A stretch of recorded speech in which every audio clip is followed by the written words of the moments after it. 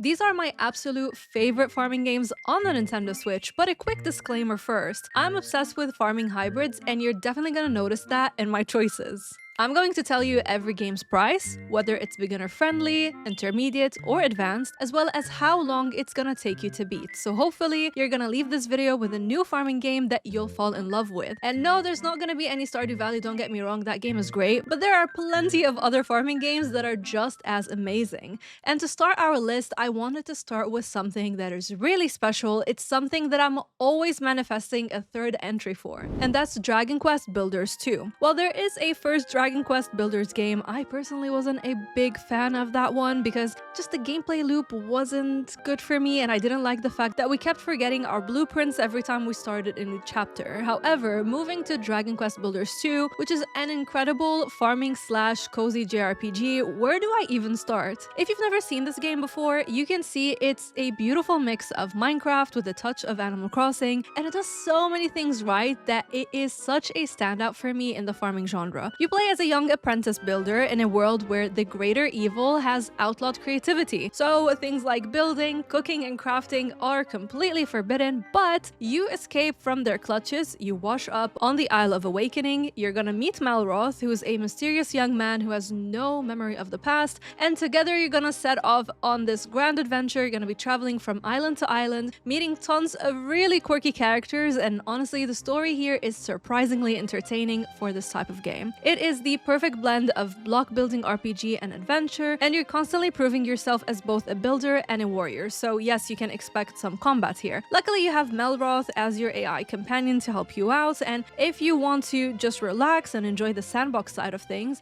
you can pair up with up to 4 players in total and play like that. But if you want to go to the main campaign where you're gonna enjoy single player, the world is a creative open world where you can build to your heart's content. Every island you visit has its own unique materials that you can use to grow, craft, and cook new creations, and as you level up, you're gonna learn new recipes and unlock new blueprints for the various rooms and structures that you can build. And exploration is such a massive part of this game, and it's really fun. You can run across the open fields, you can explore the mines, you can visit these massive castles, you can even dive underwater to find hidden treasure or climb up the mountain, which is my favorite, while it's sunset, and just glide down there. And I love that your inventory is basically infinite, which is always great. This is the type of game that you can pour hundreds of hours into. I've seen players have like up to 1,000+ hours in it, and I would say it's like an intermediate to advanced game depending on how comfortable you are with combat in your games. But if you need like specifics, the main story can take around 75 hours. If you're looking for completion, you can expect closer to 120 hours. And there's also a couple of DLC packs that add even more materials and furniture for you to play around with. So for me, Dragon Quest Builders is worth every penny. Its price tag is £50, but it goes on sale a lot. So if you haven't tried it yet, I cannot recommend it enough. And speaking of farming games, which is the genre that I cover a lot on this channel, in almost every video I always get compliments on either my hair, my tattoos, or my makeup. And today I'm so excited that I get to finally talk about makeup. Charlotte Tilbury has teamed up with Genshin Impact, and they created this beautiful Starry Miracle, which is 40% off for a limited time. We also have the Starfell Treasure, which is 25% off. Both of these come with 3 globally adored skincare secrets, plus exclusive Mona-inspired merch. The deals are running all throughout November, so definitely check them out. You can also find my discount link right below the like button. I've been using Charlotte Tilbury for years. Their products never miss. I love their quality and their packaging. I really appreciate their attention to detail, and you can tell that there's so much love that they pour into everything that they create. So thank you so much, Charlotte Tilbury, for sponsoring this video. Honestly, this is a dream come true. I always wanted to start my channel as a kid for makeup, and now like what I get to talk about games and makeup. What a amazing blend of 2 things that I really love. So yeah, definitely check the link below the like button. The next game that I want to talk about is a bit of a controversial one because a lot of people hate it, but I personally love it, and I'm willing to die on that hill.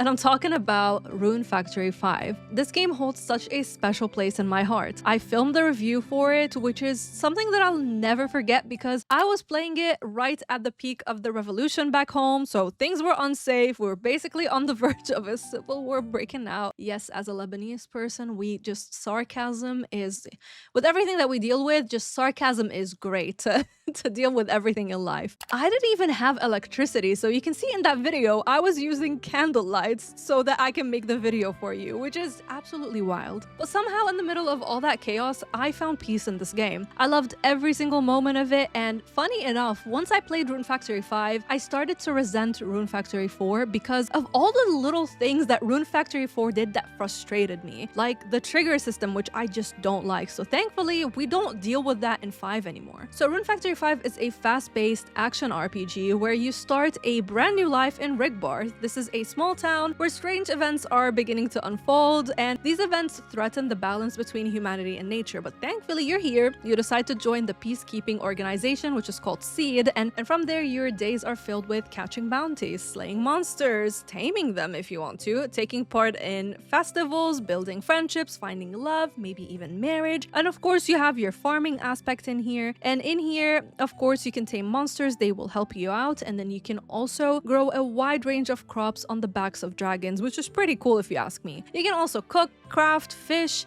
and level up pretty much everything that you do. I mean, even taking a bath is a skill that you can improve upon. While the Nintendo Switch version had performance issues, it thankfully never triggered my motion sickness, which still shocks me till today. And overall, I think that the game got too much hate that it did not deserve. And you know, people just say like the pacing is slow, but I think it was alright. Like, you know me, I don't really like slow pacing in my farming games.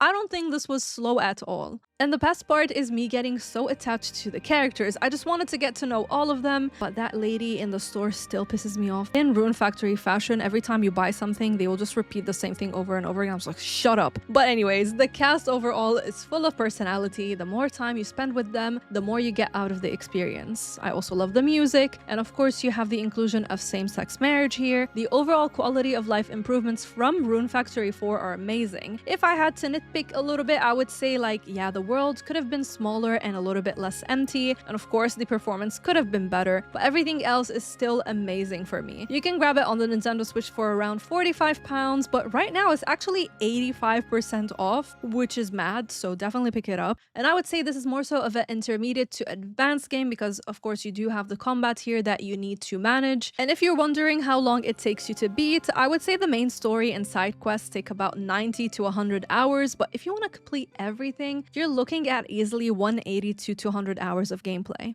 The next game is also very special to me. I've told you the story a lot of times before, and if you're new here, I would love to share that story with you again.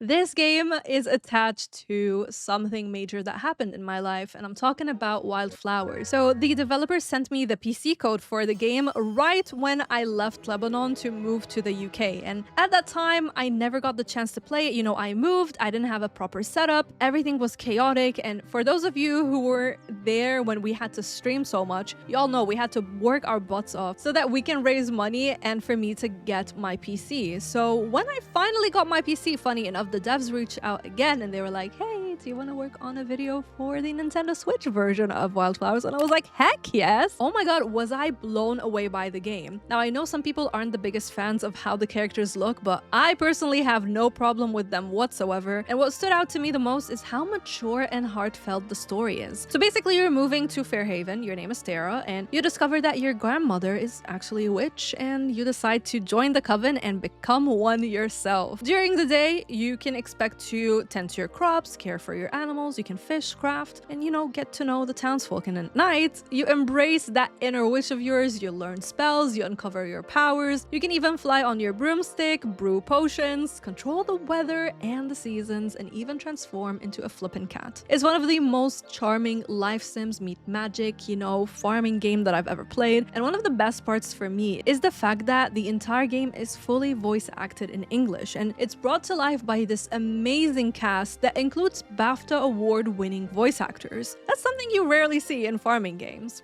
There's also romance, a beautiful soundtrack, and the world feels so full. The developers also didn't stop just with the launch version, they kept adding multiple free updates. So if you play the game right now, there's just so much fun waiting for you to discover. You can easily sink over 100 hours into Wildflowers, and I love that it encourages you to build connections with everyone in town. Sure, there's a bit more of, that trigger system that I don't really like, but you can use the wiki because it's done in a way that isn't frustrating as it is in Rune Factory 4, so you can still feel the excitement of progressing your relationship and your friendship with everyone in town. And overall, I think that everything you do is very rewarding. You can usually find Wildflowers for around £20 on the eShop. For this next one, you know how a lot of games have you as, the hero who's gonna save the world, like Rune Factory, for example. In this one, well, the world has already been saved. You are the hero. You've done the hard part. And now it's time to rebuild the town and just have a great amount of fun. And I'm talking about Littlewood. You are going to learn new hobbies. You're gonna meet new friends. And this is all packed in this relaxing RPG. I've talked about this one before and I told you how it kept popping up on my Steam page. And I was like, you know what? This is just way too pixelated for me. But I don't know why. I was like, you know what? Let me just try it on the Switch. I tried it and I couldn't put the Switch down. I was just spending my days harvesting materials, I was chopping wood, mining, catching bugs, fishing, I was unlocking buildings, expanding the town, and I love that as you progress, you can build everything from cozy taverns, magical libraries, you can even have a fishing hut, and the townsfolk make the town even more lively because they have their own set of requests. So someone might ask you to fix up their house, another person might be like, you know what, I want to live here and this is the perfect spot for me. So you want to do that so that you grow your relationship with them, and you can also have them come with you on different adventures. This is a game that I always try to mention whenever I can because I think it's so underrated. It's only £11 and I would say it's like beginner friendly but also a bit intermediate depending on how overwhelmed you get with games, and you can easily get 40 hours out of this. Plus, if you want to learn more about it, I do have a full review for it on the channel. You can get to see Miss Bubbles when she was back in Lebanon with my setup back there. But if you're more of a Stardew Valley with a little bit of Minecraft fan, then Staxel is that perfect child. This is a voxel-based farming and life sim that focuses on mostly creativity and sandbox-style building. So you move into this village where you have this house that has been abandoned. Now it's up to you to bring it back to life. You're gonna fix up your home, you're gonna take care of your animals, you're gonna plant some crops, and help out the townsfolk who all have their own requests. The villagers, they look very cute, the world is bright and colorful, and I love how beautiful the landscapes are. And if you're someone who loves freedom, you love to play games at your own pace, this one is gonna be perfect for you. You're not gonna feel rushed. You're also gonna be part of this broader village ecosystem because you're selling goods, you're completing quests, you're slowly building stronger bonds with the community. And unlike a game like Dragon Quest Builders or Rune Factory, in here, there's no combat to worry about, so it's just like you having a fun, relaxing time.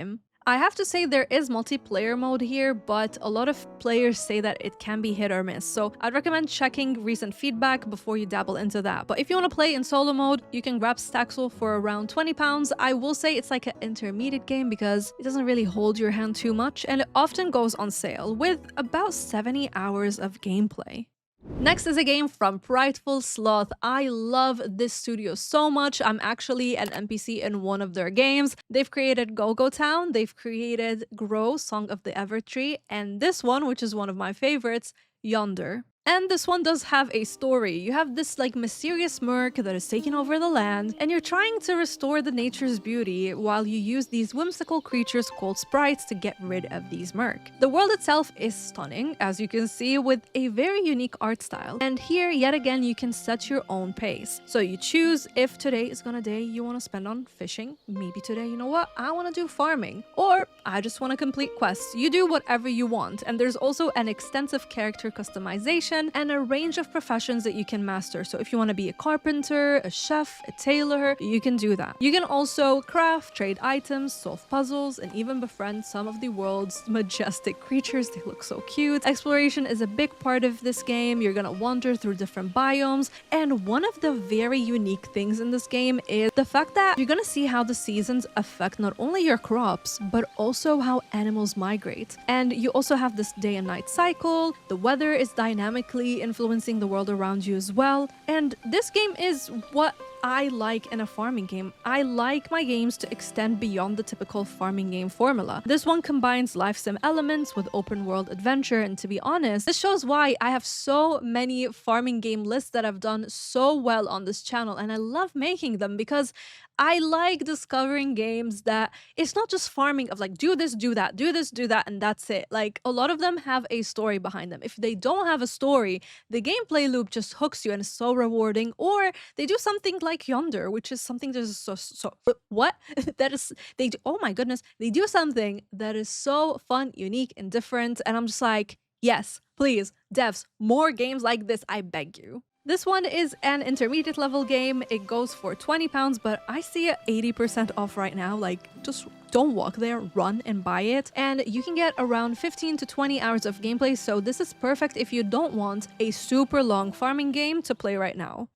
We also have Forager, which is one of those games that feels like a mix of exploration, crafting, and resource management, and it's bundled up in this bright 2D pixel art style that you can see here. So in this one, you start with nothing, and you're slowly working your way up. You're gonna gather resources from the land, you're gonna craft items, expand your base, and buy new plots so you unlock more materials. The game has this like satisfying loop where every little upgrade that you do feels so rewarding, whether you're unlocking a new blueprint, you're exploring a hidden cave, or you're discovering one of the many secrets that the game has sprinkled around the map. And what makes this game stand out to me is the flexibility you do here. Like, once again, you can choose what you want to focus on. Do you want to do farming? Do you want to do resource collecting? Maybe you want to build and decorate, or today you're feeling a bit feisty and you just want to dive into the different caves and, you know, dungeons and just do combat. You also get to level up your skills. You can unlock new abilities. So if you're a player who is usually curious about the world,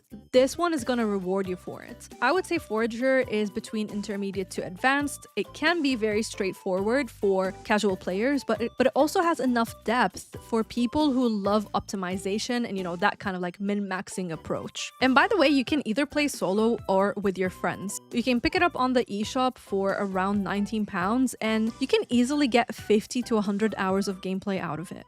I also wanted to talk about Ever After Falls. I feel like that game is just underrated. Not a lot of people talk about it, so I was like, you know what? This is the perfect chance to give the devs a little bit of a spotlight here. So this one is definitely in the intermediate to advanced level. So here you're gonna start your new life that is all about farming, fishing, foraging, and battling your way through dungeons. And you're in this like peaceful town that needs restoring, and your job is to help the locals and uncover the secrets. And as per Miss Bubbles' preference, the mix of life sim and RPG elements makes the loop very entertaining. The game also has plenty of quality of life features, and the developers dropped a free update not too long ago, which is amazing. If you like to play with friends, I believe you can use the split screen co-op feature in this and play together, and I would say I really like the exploration here. It feels very satisfying, the world is colorful, and in terms of playtime, you can expect around 80 hours if you want to do everything. The game is available for around £16 and is definitely worth it.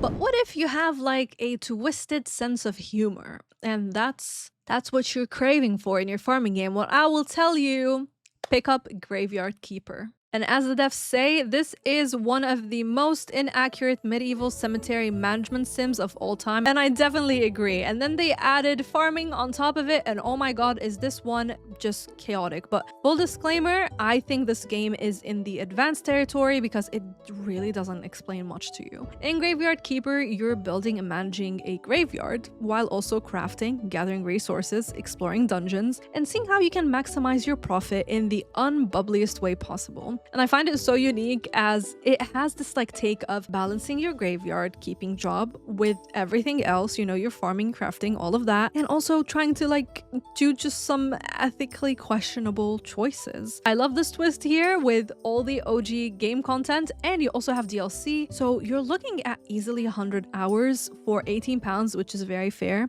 Oh, and if you want part 2 for this video, just squish the like button. If we reach 800 likes, I will get to working on that part as well, because I still have a lot more to recommend. And with that said, we're down to our last 2 picks, but actually I cheated and I added one more. But before we get to that, hello you gorgeous human being, it's Miss Bubbles. If this video is helpful so far, do me a favor and consider supporting me on Ko-fi or Patreon or becoming a YouTube member. Every single step that you guys do goes a long way, and squishing the like button and subscribing is also incredible. I appreciate you. Let me show you the next game. And of course it has to be Story of Seasons Grand Bazaar, because what a flippin' game. This one is in the intermediate to advanced category depending on how easily overwhelmed you can get with games. But hey, I've got a before you buy for it, a tips and tricks video for it, as well as a daily routine guide that can help you out. I'm gonna leave all of them in the pinned comment, so I got you, don't worry, okay? But let's talk about the game for a second. This is another farming game management sim as you work on your farm every week, and then you are basically preparing for the Saturday Bazaar, which has this like fun mini game of selling what you've foraged, fished, mined, cooked, harvested, and then you can get all the money that you need to buy clothes, new techniques to help you on your farm, new stall customization options, and more. And the best aspect for me here is the villagers and how fun it is to get to know all of them. I rarely ever read the same dialogue twice, and progressing everyone's relationship feels so rewarding. And lucky for me, there is no trigger system here. You easily know when someone's friendship is ready to progress through your map, so it's very simple to do. You also have this weather system that you need to manage, so it's gonna impact how you move around town when you're using your glider, but also how fast your windmills are gonna go when you're crafting. But most importantly, you also have these like storms that can destroy your crops, so just gotta be ready and set up windscreens, which is essential to just keep your crops safe. The town is pretty compact, which I know some people like it, some people don't. I am totally okay with it, but I'm curious to know, like, what do you think about that? But overall, I love this game. Anytime I boot it up, I'm just smiling from ear to ear like a child. This one is one of the most expensive games on this list, so it's £45, but you get your money's worth with easily 80+ hours to play. And the attention to detail here, and the stories and voice acting, they're all worth every penny. Now, I'm feeling generous. I wanted to cheat. I hope that's okay. I wanted to talk about a game that, while I love the game, I just don't think it runs well at all on the Switch. But we were streaming the other day and our bubbly friend said, you know what, Miss Bubbles? The game is running really well now on the Switch. So I tried it ever since it got updated. I still don't think it runs well. It triggers my motion sickness, but some people still think that it is incredible if you don't have motion sickness. And yeah, it's my time at Sandrock. You know that that's one of my absolute favorite farming games. I don't like it on the Switch. Some people do, but overall, if you pick it up, the game itself is remarkable. From the world building to the lore, the characters, the tasks that you complete to rank up as a builder, voice acting, the music, the signature atmosphere of being in a desert, which is so new in a farming game. This game just does so much to set itself apart, and I love it. It's in the intermediate to advanced categories because the blueprints you get to build various projects will increasingly become more difficult to obtain, and you do have the combat here, but it's such a fun and rewarding loop that you have to play. And the story is amazing, which is why I am beyond excited for Evershine. I also adore Portia, but again, I prefer playing both of these games either on PC or on the Steam Deck. You can pick it up for £30, and it has easily over 100 hours of content. This next pick is also one of the most expensive choices. It is £50, but I see it 25% off right now, and be it full price or on sale, I think it's worth every penny as well. And it's Room Factory Guardians of Azima. Again, what a flippin' game. You know what? Marvelous really showed up this year, and they told all of the farming game devs, hold my beer, let me show you how it's really done. From the voice acting to the interesting cast of characters, including the friends you meet, but also the bachelors and bachelorettes that you can romance, to riding a freaking dragon and flying to new islands, the fun town building mechanic, like, it does everything so well. I actually have a before you buy for this game. I also have a stream for it and a tips and tricks video. I'll leave the links in the pinned comments so I can help you out. But I truly believe it's a shame if you love farming games and you don't play this one. It's in the intermediate to advanced category because yes, you do have combat and you've got your town management. As always, you can tame monsters and you can ride them in this semi-open world. Some of the textures are not the best, as I said in my before you buy, but the game runs really well on the Switch with a bit of pop in here and there. and it runs even better on the Switch 2 with its upgrade. And I gotta say, Marvelous is one of the very few companies who decided to put out the game fully on the cartridge for the Switch 2. We've seen a lot of companies wanting to go with the game key cart. I am against that. So I think that they deserve the support so that other developers maybe will feel inspired and be like, you know what? People care about game preservation. We don't want to deal with that game cart BS thing.